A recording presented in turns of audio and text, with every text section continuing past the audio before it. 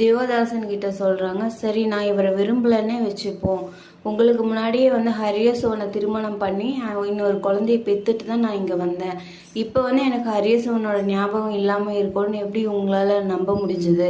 நீங்கள் அதெல்லாம் சோதிச்சு பார்த்துட்டு தான் என்னை கல்யாணம் பண்ணிக்கிட்டீங்களா? இல்லையே, இப்போ மட்டும் ஏன் நீங்கள் இப்படி குதிக்கிறீங்க அப்படின்னு மாதவி கேட்குறாங்க.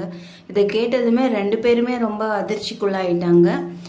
திவோதாசனுக்கு என்ன சொல்றதுனே தெரியல, என்ன பதில் கொடுக்கறதுன்னு தெரியல. அதனால உடனே காலவர்கிட்ட கேட்குறாரு, காலவரே நீங்கள் ஏன் போயும் ஒரு பைத்தியக்காரிக்கு மேலே இவ்வளோ மோகம் வச்சுருக்கீங்க அப்படின்னு கேட்டாரு. அதை கேட்டதுமே இவங்க ரெண்டு பேரும் அதிர்ச்சி ஆயிடுறாங்க. தர்மம்னு பேசிகிட்டு இருந்த திவோதாசனோட சுயரூபம் இவங்களுக்கு தெரிய வருது. இதுக்கு மேலே இங்கே இருந்தால் பெரிய பிரச்சனை தான் வரும்னு சொல்லிட்டு ரெண்டு பேரும் கிளம்பலான்னு முடிவு பண்ணுறாங்க. நாங்கள் அடுத்தது போஜ நகரம் போகிறோம், எங்களுக்கு ரதங்களை தயார்